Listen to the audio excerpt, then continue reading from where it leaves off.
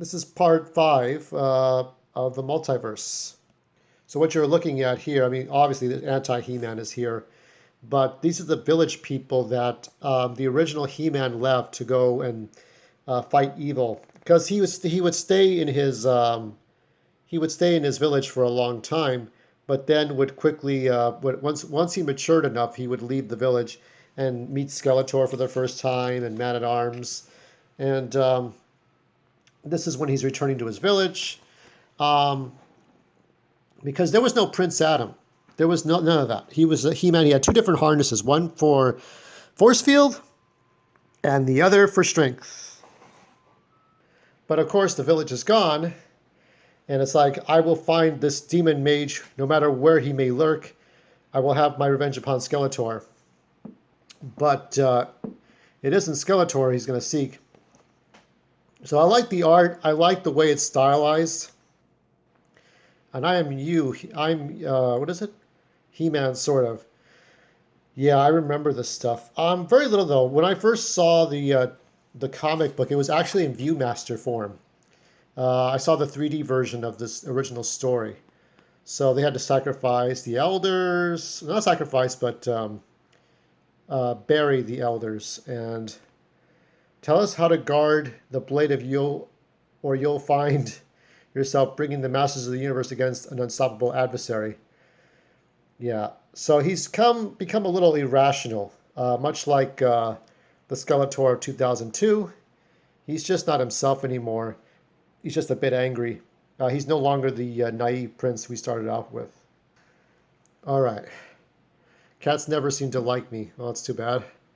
Um, so he has the Wind Raider. They have the Wind Raider and they have Battle Cat, and they're off to go. Toys sold separately, of course.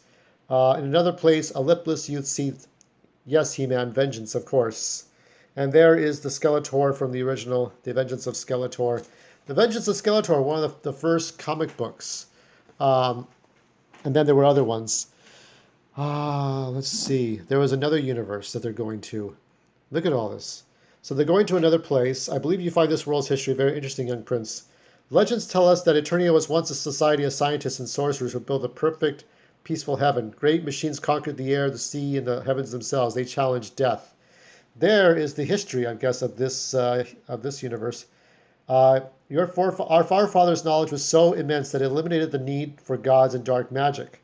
So this is like a Star Trek future or Star Wars. But the dark gods of destruction became angry at their dwindling influence and rose up from their eternal hells.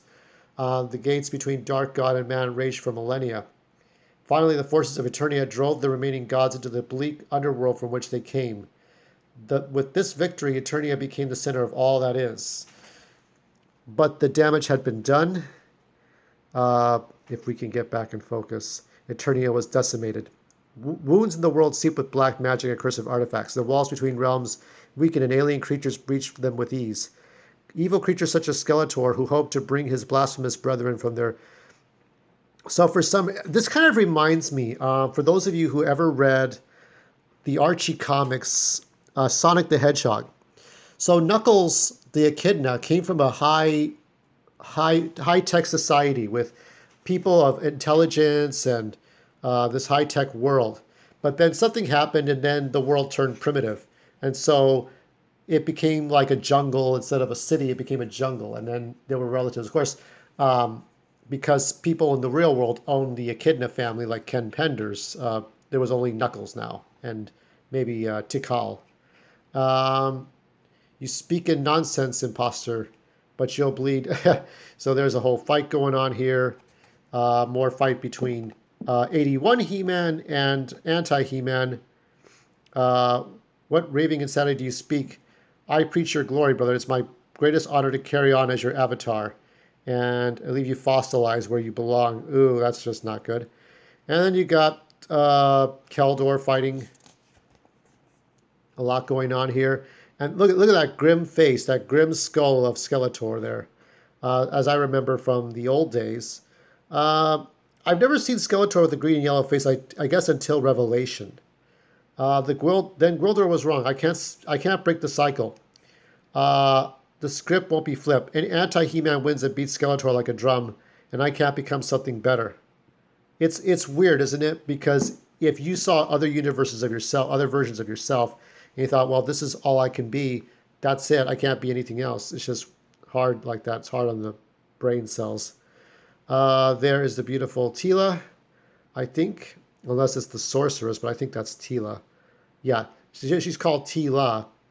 Fell upon as she passed the cold throne. She had pushed aside wistful memories.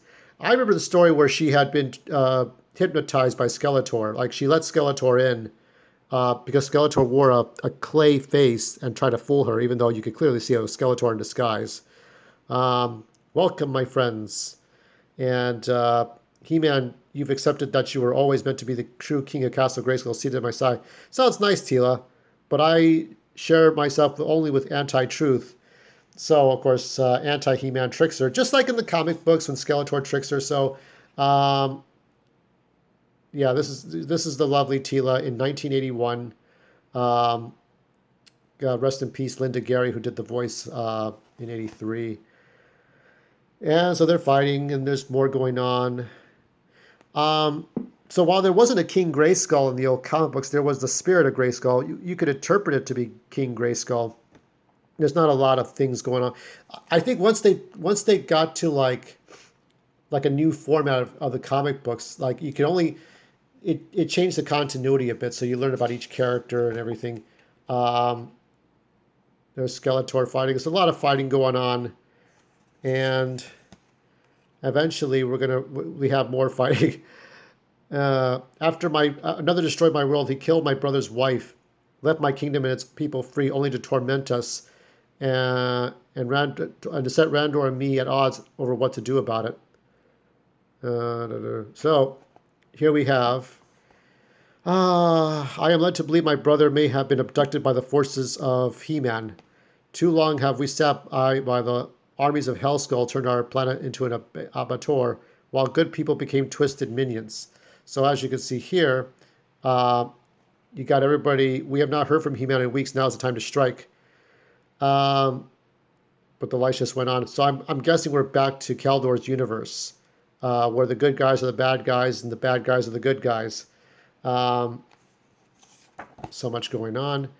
But right now what's happening is I think they went back to their own universe. I have half a power sword.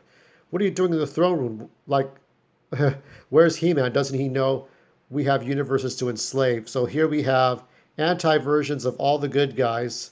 So, Randor has to work with Lynn and Triclops and Trapjaw against these guys. And we'll wrap this up tomorrow.